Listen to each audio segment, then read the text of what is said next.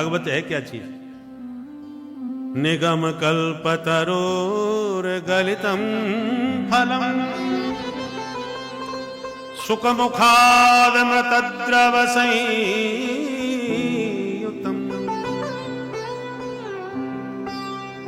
पिबत भागवतम रसमालयम्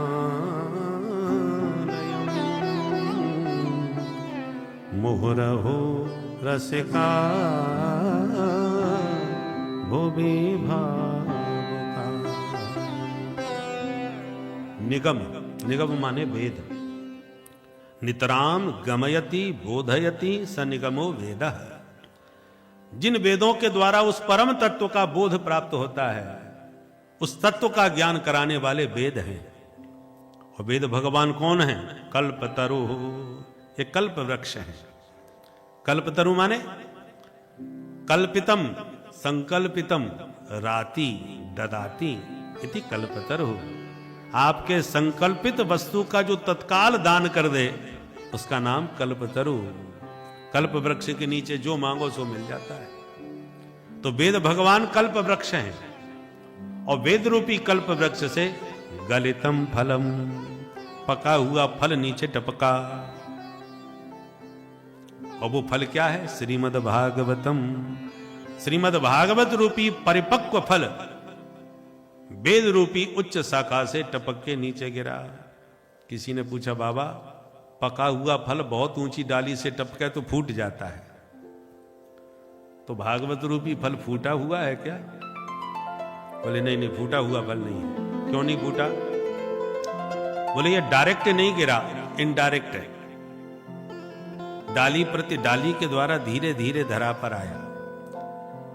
सबसे पहले श्रीमन नारायण के दिव्य मुख की डाली से यह फल ब्रह्मा की शाखा पर आया। नारद श्री नारायण से टपका तो ब्रह्मा जी की शाखा पर अटका, फिर ब्रह्मा की शाखा से टपका तो नारद की शाखा पर लटका, फिर नारद की शाखा से टपका तो व्यास की शाखा पर अटका, फिर व्यास की शाखा से टपका तो सुख शाखा पर लटका, फिर सुख शाखा से टपका तो परीक्षित के माध्यम से समस्त रसिकों को प्राप्त हो गया।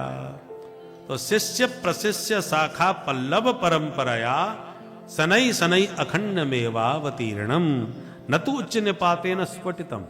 डायरेक्ट गिरा होता तो फूट जाता, पर डाली प्रति डाली के द्वारा धीरे धीरे आया है, इसलिए साबुत है, सुरक्षित है और अखंडित है, खंडित नहीं हुआ। किसी ने कहा, ये बताओ ये खट्टा है कि मीठा? व्यास जी बोले बहुत मीठा है।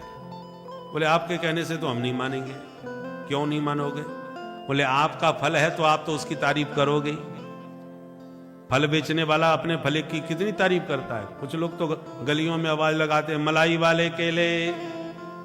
अरे केला केला ही होता है, मलाई से थोड़ी बनाया होगा। पर प्रशंसा में न जाने क्या क्या उपमा लोग दे देते हैं। एक सज्जन गर्मियों में बेच रहे थे खरबूजे शक्कर से मीठे, तो एक व्यक्ति सुन के प्रभावित हो गया, खरबूजा खरीद लिया, अमनिया करके पाया तो बिल्कुल फीका, उसमें कोई स्वाद ही नहीं। तो नाराज हो गया, क्यों रे मूर्ख, पागल बना रहा है, इसमें तो कोई स्वाद ही नहीं है। बेचने वाले ने कहा, भाई साहब नाराज क्यों होते हो? ये तो मुझे भी पता है इसमें स्वाद नहीं है, तो फिर तू इसकी तारीफ क्यों कर रहा था? बोले आपने मेरी बात को ध्यान से नहीं सुना सरकार, मैं चिल्ला चिल्ला के बोल रहा हूं खरबूजे शक्कर से मीठे। अरे शक्कर डाल के खाओ तब मीठे लगेंगे, ये फीके हैं तभी तो बोल रहा हूं कि खरबूजे शक्कर से मीठे। तो ये तो फल वाले की चतुराई है, वो अपने फल की निंदा कैसे कर सकता है? भाई कैसा भी फल हो उसे तो बेचना है। तो व्यास जी ये आपका फल है भागवत, तो आप थोड़ी इसकी निंदा करोगे, हमें सबूत दीजिए ये फल मीठा है, इसकी गारंटी क्या है? व्यास जी बोले तो गारंटी भी हमारे पास है। जिस फल में तोता अपना मुंह मार दे तो फिर आंख मूंछ के विश्वास कर लेना चाहिए वो फल मीठा ही होगा, क्योंकि तोता फलों का पारखी होता है। वो उसी फल में चंचु प्रहार करता है जिसको समझ लेता है कि ये मीठा है। तो श्रीमद् भागवत रूपी फल में परमहंस परिव्राजकाचार्य व्यासनंदन भगवान सुखदेव जी का मुख लगा हुआ है। सुख मुखात अमृत द्रव संयुतम, सुख मुख विगलित फल है, इसलिए सामान्य मीठा नहीं है, अमृत द्रव संयुतम। अमृत के समान मधुर है, क्योंकि इसमें मधुराधिपति माधव की मधुर कथा है। जो मधुराधिपते अखिलम मधुरम, जो सर्वथा मधुर ही मधुर, मीठे ही मीठे हैं, अखिलम मधुरम। तो माधुर्य मूर्ति माधव की मधुर कथा है, इसलिए फल मिठास से भरा पड़ा है, मीठा ही मीठा है। पिबत भागवतम रसमानयम।